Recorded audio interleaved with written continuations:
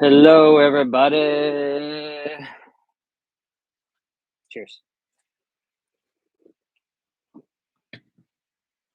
Sarah, can you hear me? Can you tell me in the chat?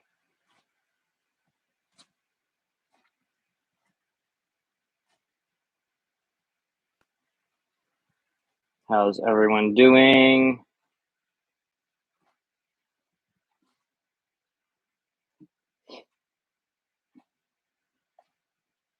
Aloha, Tara.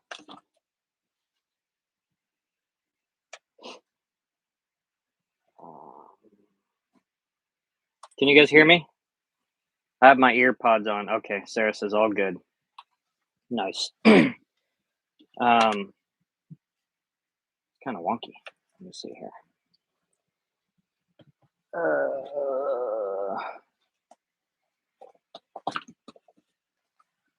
My old table's kind of like slouching.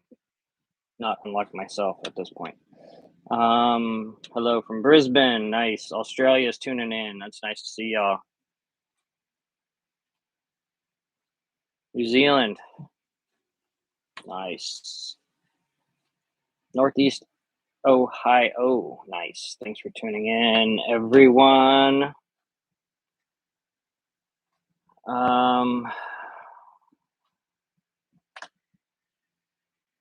Super stoked to be back on Triteia. Man, oh man, it has been a long road to get back. As everyone who follows along regularly knows, in December, I had to tuck tail and accept my fate and run back to Gili Gede near Lombok, Indonesia, because I didn't make it out of Indonesia before the monsoons changed and found myself in really dangerous storms. 40 plus knot gusts near shore, which is really dangerous and scary. So Triteia had to ride out the wet season. In Gili Gede for 5 months, which is so crazy.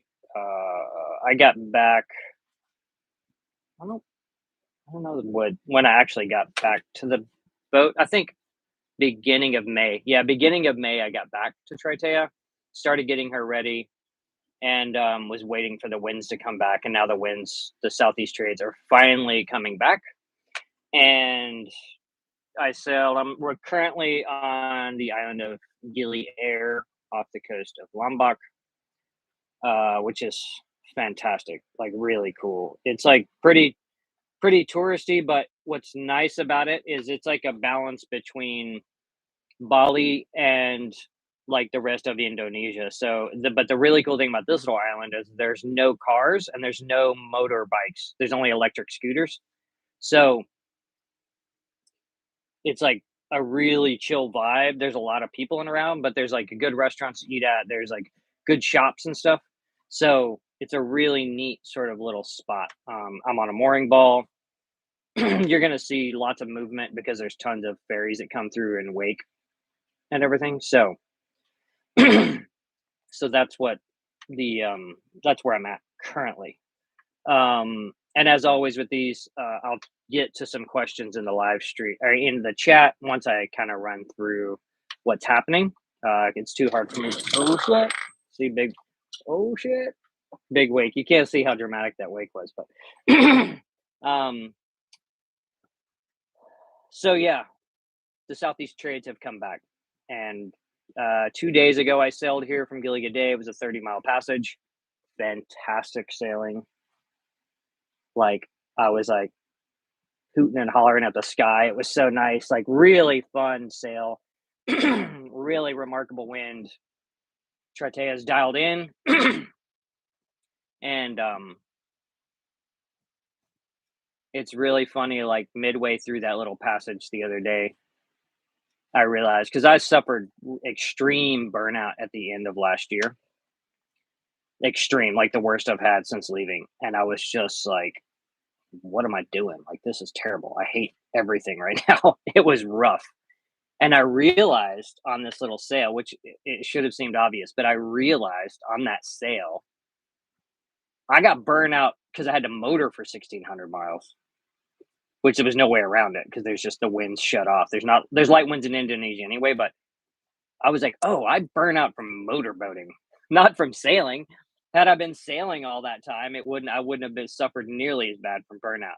Because yesterday or the other day when I sailed, it was just I was smiling ear to ear the whole day, and it was like rainy and stuff, but it was awesome. So, and I should have really fantastic winds sailing all the way to Singapore over the next 2 months. So, cheers on that.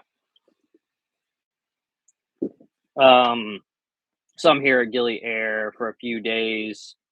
Been watching the weather, trying to figure out when to make my next move and what that next move looks like.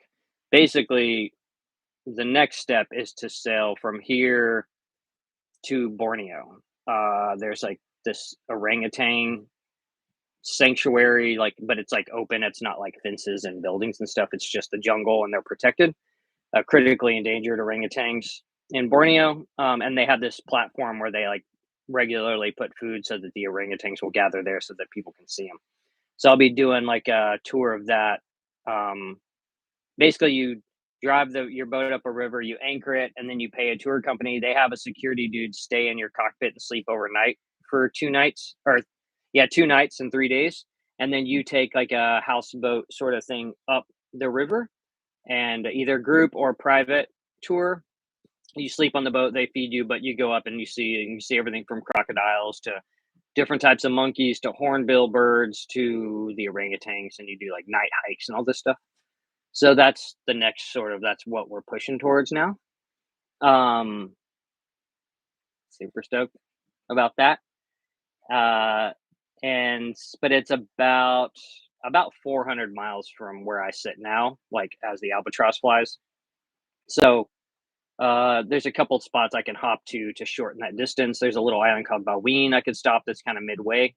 So now I'm just trying to figure out my route based on like what makes sense with the winds, and also it's like I'd like to do a couple more short hops rather to like really shake Triteia out, make sure everything's good. So that's the next step, Borneo, and then I'll go to this really cool island called Beldatung or something like that. My friends were just there and they sent me a bunch of photos and it looks incredible. And then I just chip my way up through the archipelago to exit Indonesia and get to Singapore and Malaysia. So that's what the next 2 months look like. And then the rest of the year looks like I'll be going up the Malacca Strait. I get to Pangkor Marina, which is like halfway up Malacca Strait to Langkawi, Malaysia. And I'll be doing a mini refit to get Triteia ready for the Indian Ocean next year. So we're going to haul her out. I got to sand and paint the decks. I want to sand and paint the top sides. I want to do the bottom sides. I might do copper coat, but it just depends. Like I reached out to those people at Copper Coat to see about them sponsoring it. They offered me like a discount, but didn't offer me a full sponsorship. But it'll cost like $1,000 in bottom paint if I go with them. But the cool thing about Copper Coat is you only have to do it every 10 years, which is pretty remarkable. But I'll have to have the bottom sandblasted down to gel coat, and then you do this primer. So the preparation is the most important thing. So I don't know if I can afford to do that. But we'll see. Either way, I'm going to do new bottom paint, however that goes. And again, get everything dialed for the Indian Ocean. And then the end of the year, like December and January, I'm going to be cruising Thailand.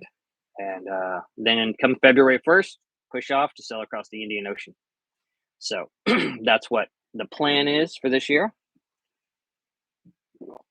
And looking forward to being back out adventuring and filming for you guys. Let's get in the comments and see what's happening.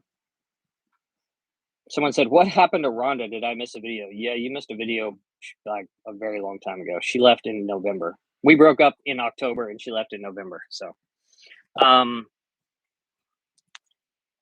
someone asked if I'm using Starlink. Yes, I'm using Starlink because I need it for work. What else? What else? Anybody got any questions they want to toss up there? Um,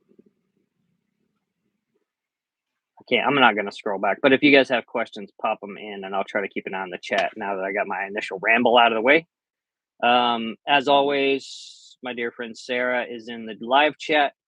She'll be the troll hunter and she'll be posting links. So if you see Sarah in there posting links, she speaks for me. What else? Someone says, any plans of updates, upgrades to your boat? Yeah, in Malaysia, I'm gonna Dakota Lithium sending me more batteries. My batteries are perfectly fine, but I want to up this capacity. So I think we're gonna go. I have 400 amp hours of lithium. They're gonna send me stuff to go up to 1,000 amp hours of lithium, and then they also got me a sponsor with another company that they work with for a smart alternator, which is like crucial for keeping that big of a bank topped up. You get a nice alternator that can do the job because I just have a crappy stock alternator. And then when it's too overcast for a couple weeks, then I'll have to run my little generator, and it'd be better just to be able to run the anchor. Run a nice alternator that produces the correct amount to get those topped up. So that's happening. Other than that, yeah, I don't know. I don't think so. There's not really anything. Oh, I just had to get a new dinghy, but not because I wanted to. My other dinghy completely came apart at the seams. So I had to get this rigid, like a plastic orange dinghy that looks like a Fisher Price toy. You'll see it. There's a whole video about it coming up. And I think it's going to be out in about 3 weeks. The next video next Monday is going to be me sitting down, talking you through all the parts that I picked up in America to bring back because you can't get any parts here in Indonesia and you can't get things shipped in without suffering like a 200% tax on everything. So I talk it through everything, and then we come back to the boat in the next episode and look and see how she was. And then, yeah, the next few episodes are me getting Triteia ready and prepared for the cruising season. So all that stuff's queued up and ready for you. Someone said, do you still like your electric oven and grill? Yes, I love having an all-electric galley. It's fantastic, especially because I saw a video the other day of like the whole coach roof of a boat blown off because the propane exploded. And every time I see those videos, I'm like, yay, electric galley. Someone said, thoughts on scuba diving from sailboats? Scuba diving off sailboats is the best because you don't have to carry gear anywhere. You just throw it off the side. Love it. I got super spoiled being able to dive off Triteia when I was in California. And then first time I went and did a shore dive again after that with my brother, I was like, this is bullshit. Having to carry heavy gear. Oh, Sarah said Victoria's in the chat. Hi, Victoria. Someone said, have you thought about you're going to sail to Africa? Yes, I'm sailing South Africa. Next year, I'll be sailing from Phuket to the Maldives to Chagos, if Chagos is still an option next year. And then Mauritius, Reunion, Madagascar, and then on to South Africa. That's next year's plan. Sarah, will you put in the comments that link to this year so people, if they want to see the Instagram link to what my route is this year, people might like to see that. So let's see here. What was your best 5 meals you've made for yourself? Oh, I don't know if I've made 5 good meals for myself, but I kind of eat for sustenance. Fresh fish, cooked simple in butter with like fresh rice. That's probably the best thing I've cooked for myself. I'm not like a fancy chef. I just kind of try to survive. What else?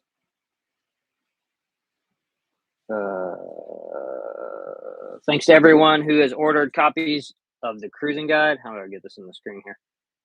Thanks. We've had a great success selling the books.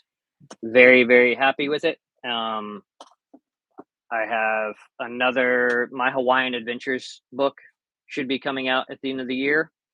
So keep an eye for that. It's like a narrative novel telling of all of my adventures while I was in Hawaii. So I'm excited about that. The book's already written. It's in the editing stage right now, and then I just got to lay it out and stuff. So that's the next book coming out. Hopefully, it'll be out by Christmas or before Christmas. That's the goal for that to be out this year. Let me see.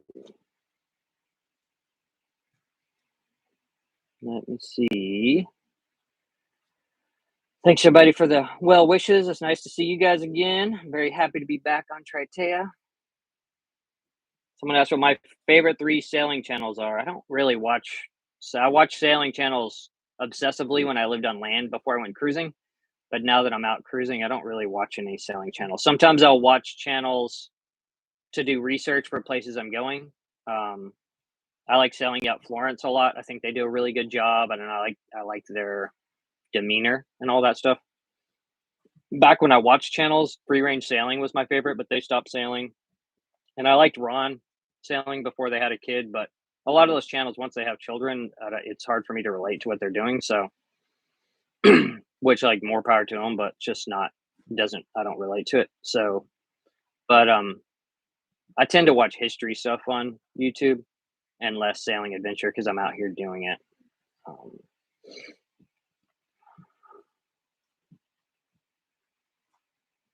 Someone asked about ciguatera. They said, "Hey James, in regard to certain reef fish poisoning, how do you tell the difference which fish to eat?" There is no way to tell what fish have ciguatera and what fish don't. People say you can ask locals, but that's not really foolproof. It's weird. Ciguatera is weird. First of all, it's been documented since even before. Like I know Captain Cook, he had a number of people get sick from ciguatera on all of the expeditions.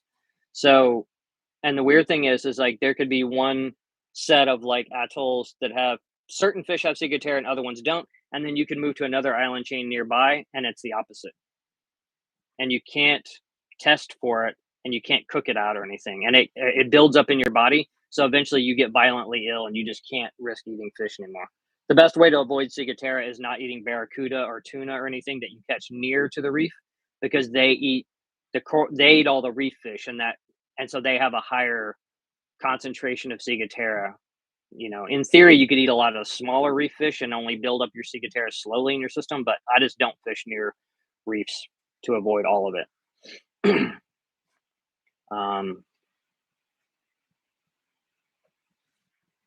What else? It says, what's the route once you reach South Africa? I plan to leave Cape Town around January and then go up to Namibia to the Skeleton Coast, and then St. Helena, and then Ascension Island, and then to the coast of Brazil. And then when I get to Brazil, I'll decide if I think Triteia can handle it. If I feel like she's in a good spot, then we'll head south and double the horn. If I feel like she can't handle it or I can't handle it, then we'll head up to the canal. But that's a long way off, so make that call when we get there. Someone said, "Do you keep in touch with Holly of Wind Hippie?" Yeah, I just texted with Holly the other day. We stay in touch regularly.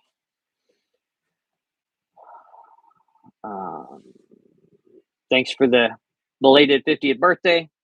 Yeah, it was cool being back in LA and getting to spend my birthday with my brothers and with Victoria and John Conway.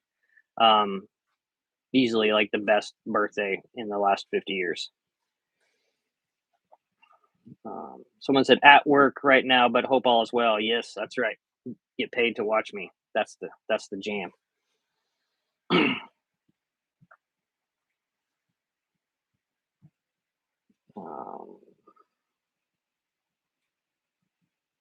What else? Any questions? Someone asked about the rudder and the engine. The rudder is solid. The repair I did in Hawaii is like super badass. And now I have a hydrovane, so it's like even less of a concern. The engine is always like, I have such little faith in the engine. But I had motored like 1,600 miles last season. So it got me that far without major issues. Knock on wood. But yeah, I don't know. I'm always like, I have such like PTSD with that engine. that it's spooky. Someone said, do you ever sail to Maine? I haven't sailed to Maine, but I have sailed in Maine. My good buddy Captain Noah Peffer lives there, and I actually did 4 episodes of me cruising in Maine on my channel if you want to check it out.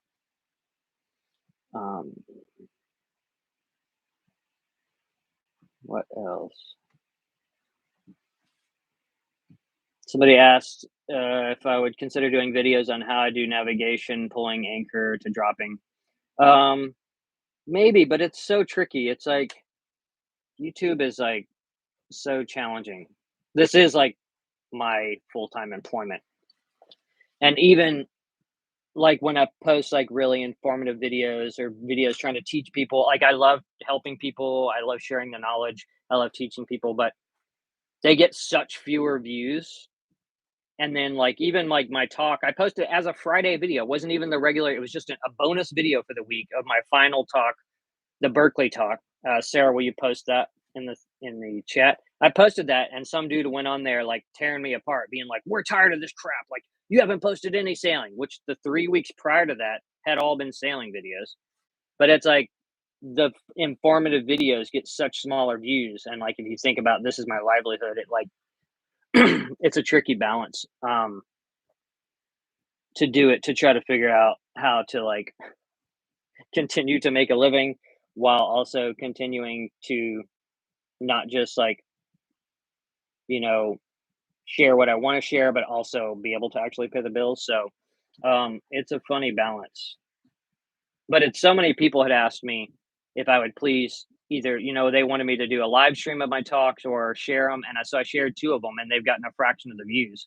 So obviously they don't, people in mass aren't interested in the sort of more informative stuff or, so it's a tricky thing. But, you know, especially I try to not do redundant videos. So if there's tons of videos on the internet that are that really do a good job of covering how to do sailboat navigation and all that stuff. So I don't want to sort of flood the internet with like redundant videos that are unnecessary. So generally, I try to make videos that I feel like aren't up there or it's a subject that's not well represented.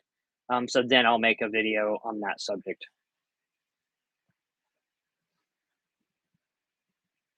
Let's see here.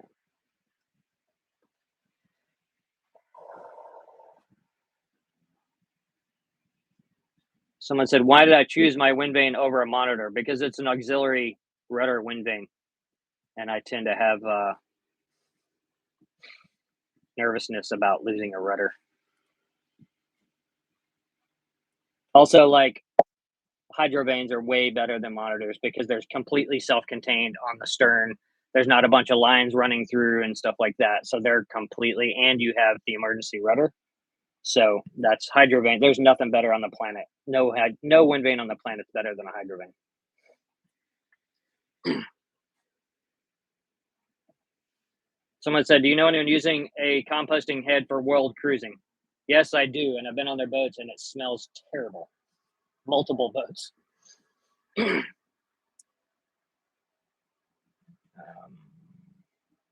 Someone said, do I use binoculars to scan the horizon? Yes, I do. And Victoria got me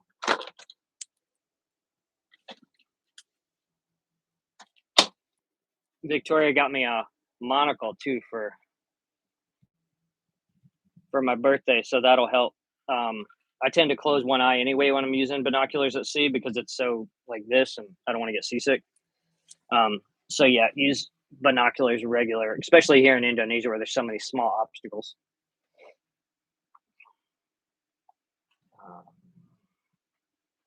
Yeah, I would, like someone said, I need a pirate and a peg leg. I think I'll keep both my regular leg and my parrot free shoulder. But I do love parrots. Let's see here. What else?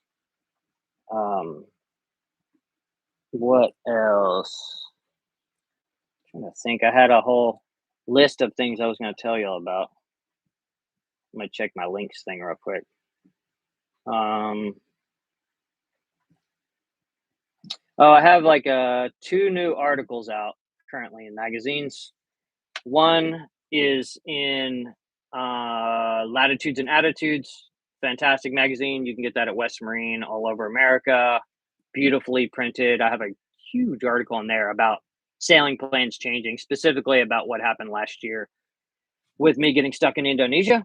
But through the article, I break down all the different times where I thought this was going to be how the year went and then what actually went down. You got to be really flexible when it comes to cruising. And it's like a pretty extensive article in the New Latitudes and Attitudes talking about that aspect of sailing.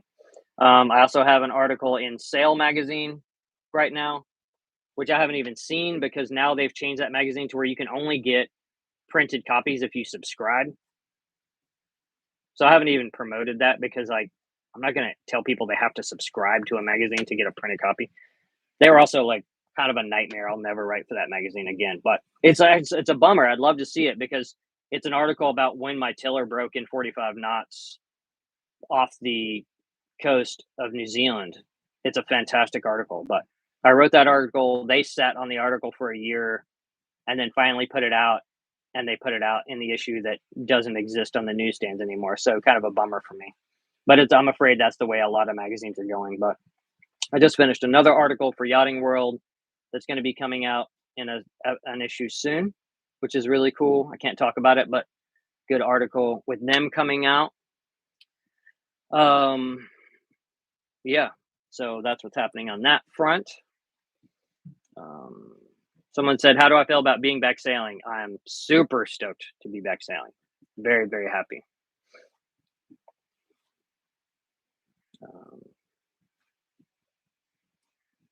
What else?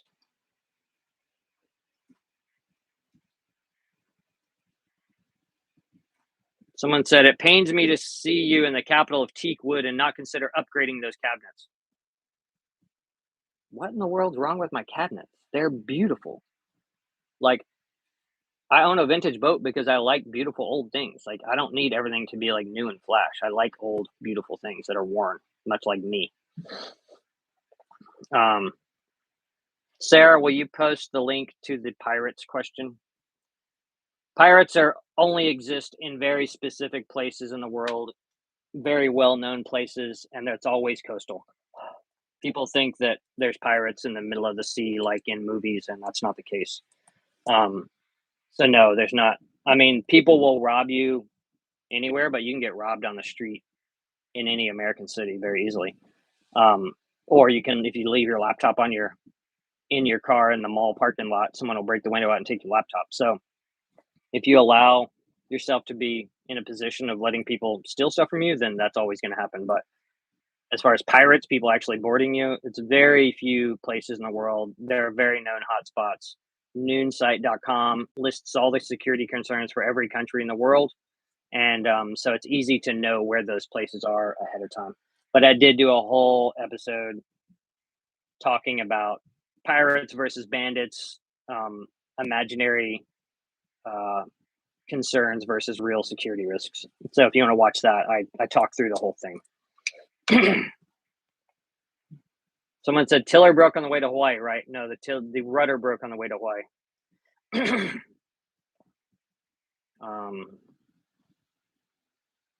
Someone said, are you heading back to LA once there, will you continue around again? Yeah, I'll finish my circumnavigation at Marina Del Rey in Los Angeles, and then stay at least through cyclone or through hurricane season. And then the plan is to push off again for an endless wander around the world, open-ended wander with no finite destination or plans. Someone said, what about rogue waves? I've definitely experienced waves that were like grossly larger than all the other waves around them. So yeah.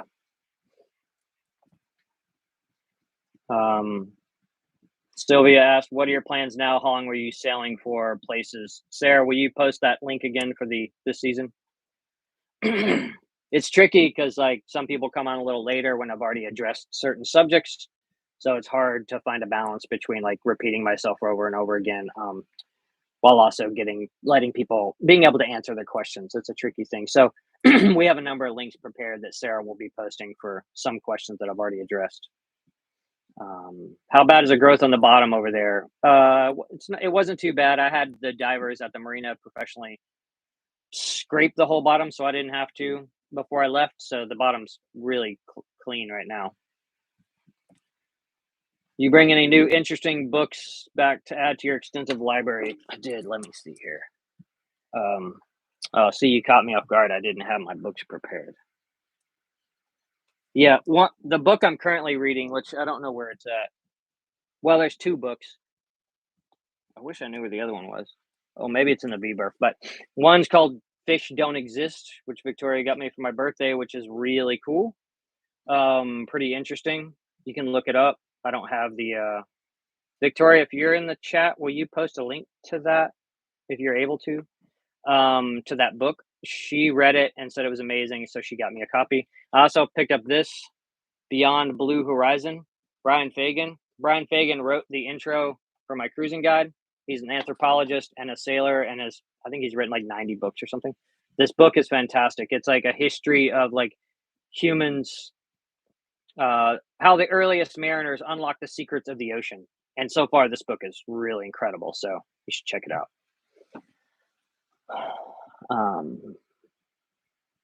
Someone said, "Is Triteia too small for an overhead solar cage and dinghy davits?" Yes, I would never make her look like some kind of absurd solar farm. And also, that's way too much weight aft.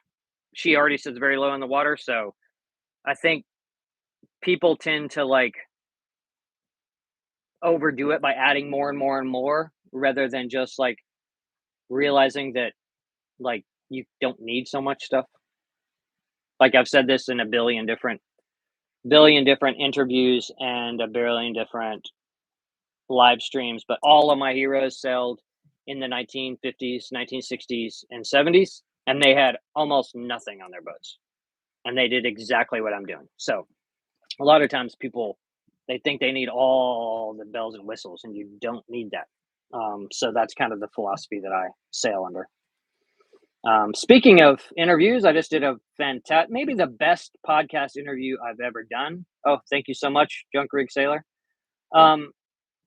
Maybe the best podcast interview I've ever done with Jerome of Sailing into Oblivion. And Sarah, will you post a link to that podcast? We had a fantastic hour, almost a 2-hour conversation. And he did a solo nonstop circumnavigation, not as part of a race or anything, just by himself, unsupported, on a West Sail 32, and it took him 271 days. So highly experienced dude, really chill guy, smart, and we had a wonderful, wonderful conversation.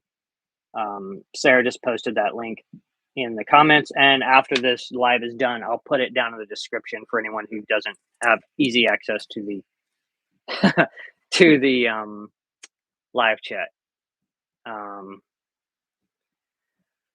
Let's see here. Someone said, Hydrovane does not correct heading when the boat is thrown off course by a breaking wave. Do you still think the hydro is better? It absolutely goes back to wherever the wind is pointing. Of course it goes back. I don't know what you're saying. I have sailed, I don't know, 16,000 miles with it, and I promise you it goes back to the correct heading. Otherwise, I would be in Antarctica. Shout out from Mark Houston. Yep, I mentioned Mark Houston in the book, and he came to my talk in Los Angeles. Super nice guy. And then he sent me another copy of his cruising guide, which I reference in this book a lot. His book, no anchoring, no moorings, no problem. Anchoring at Catalina Island was like my Bible. It's like more extensive than Fagan's cruising guide. So Mark Houston's book was remarkable, and it was so cool to meet him. And he sent me, I had given my copy away to another cruiser who was just like starting to anchor before I left LA. So it was nice to have, so I have a copy of his for my archives. Super stoked. Sarah just troll hunted someone. I don't know what that said, but thank you, Sarah. How's the fishing been? There is almost zero fishing to be had in Indonesia unless you like catching plastic or seagrass. The waters are severely overfished. There's like no regulation. And the only thing I caught in the whole of like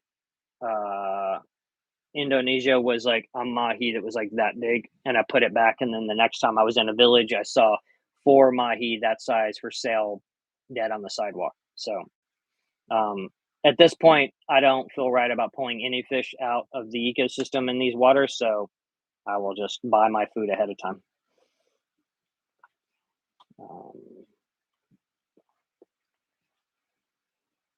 What else?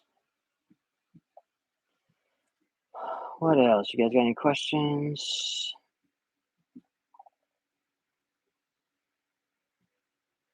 Someone said, "Do you back up with old school navigation?" Yes, I always keep large paper charts of any when I do ocean crossings.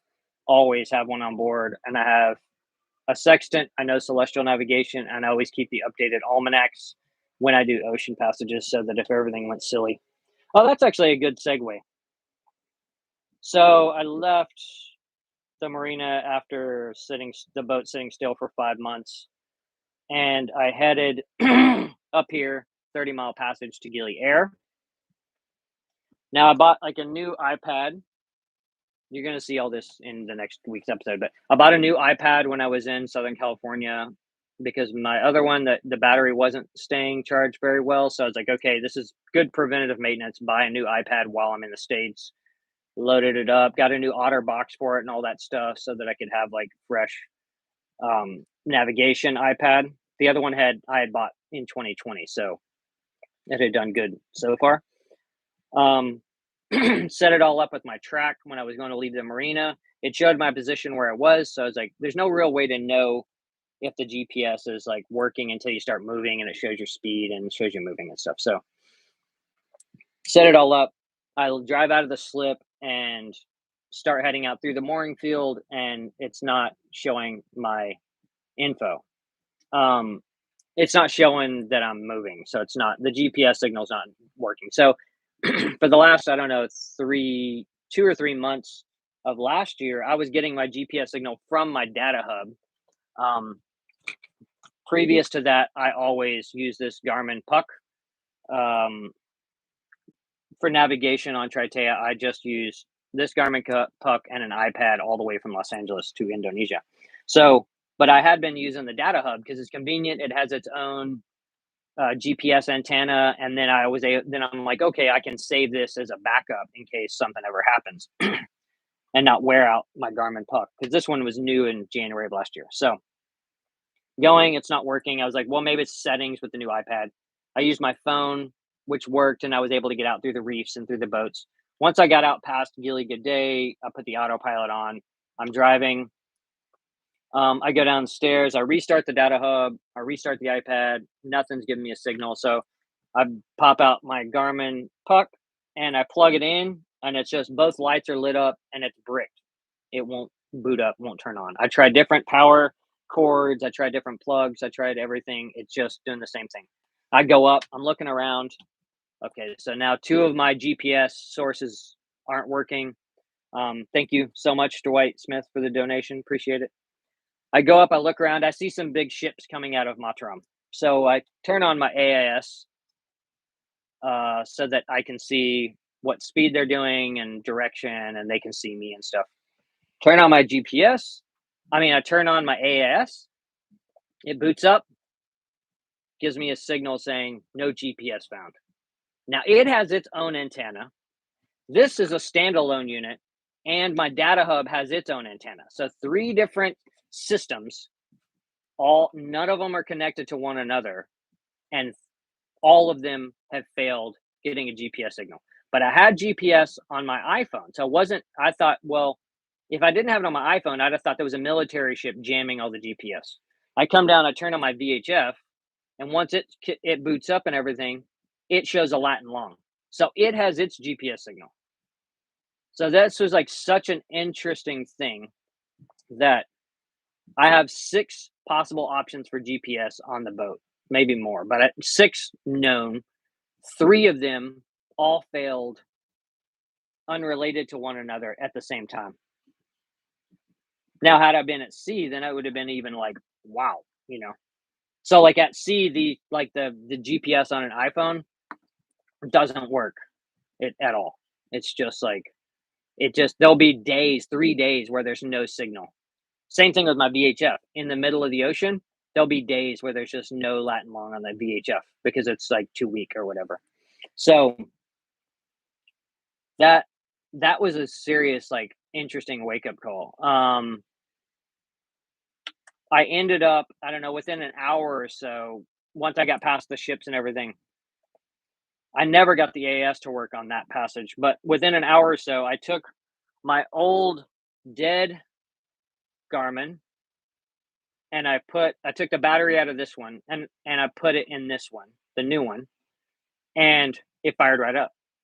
Now I had taken the battery out of this one and left it out for 60 seconds and all that stuff. I had tried it multiple times and it kept looking like a brick. Once I put the old battery in this one, then it worked. And to add to the confusion, yesterday I tried the dead battery, the one that seemed like it was making the system fail, in this, and it works fine now. And so then yesterday, I decided, because I looked on the back of the Predict Wind data hub and it showed that I was getting a GPS signal, but it wasn't, I couldn't get it to send to my iPad. Which it turned out, which I thought, oh, maybe it's a service issue. So I checked, and sure enough, my like yearly service plan with Predict Wind had lapsed. So I had gone back to the free, which doesn't support tracking. So then because my tracker wasn't working either. So I was like, okay, so maybe that's why it wasn't given a GPS signal, because it's like blocked out because they don't support that if you don't have the yearly subscription thing. So then I was like, yesterday, I was like, well, maybe I should try to use the little antenna for the data hub on my AIS just to see if it's the head unit or if it's the antenna on the stern for the ICOM AIS. So I did that. I unwired everything behind the control panel. I hooked it up to the AIS. I turned it on, and with the little one for the data hub, it worked perfect. Boom! Suddenly I have AIS back, and I was like, "Whoa, awesome!" Okay, so it's just, I was like, I thought, well, the antenna on the stern got fried, maybe a lightning strike, but it's right next to the Starlink, and the Starlink still works fine. So I went ahead and was like, okay, well, I'll try to figure out if maybe I could take a fast boat to Bali to buy a replacement antenna for the stern so that I have the AIS and I have my Predict Wind. So I went ahead and unhooked it and got the control panel put back together with the little data hub antenna hooked up to itself. Plugged in for giggles, I just replugged in the stern, the ICOM antenna on the stern, back to the AIS, its proper antenna, and it worked fine. So I have no idea. It was like the craziest gremlins ever. Super, super confusing. And I talk about all this like a similarly long-winded version of what I just did on the video for the Gilly Air. That'll be coming out in like a month or so. But yeah, it's super strange. Just a sec, I gotta use the head.